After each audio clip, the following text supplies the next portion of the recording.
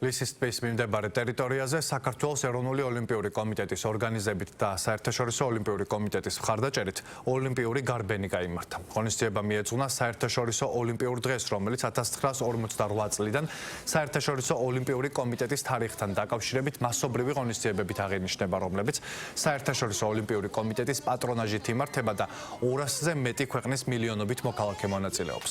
საქართველოში ოლიმპიური ღონისძიებები 1994 წლიდან საქართველოს ეროვნული ოლიმპიური კომიტეტის პრეზიდენტმა ლერი ხაბელოვმა ქალთა და კაცთა კატეგორიაში საუკეთესო სამეულში გასულების შესაბამისი ხარისხის მედლებით და სერტიფიკატებით დააჯილდოვა.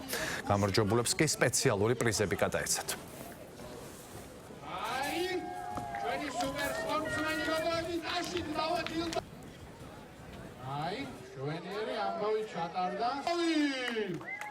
ვცდილობ, რომ ყველა გარბენში მიიღო მონაწილეობა, რადგან სპორტსმენებს ვანახავთ, თუ რამდენად მნიშვნელოვანია სირბილი საქართველოს. რადგან საქართველოში დღეს არ არიან ახლა ისეთი მორბენლები, რომლებსაც შეუძლია საქართველოს სახელი გაიტანოს საზღვარგარეთ.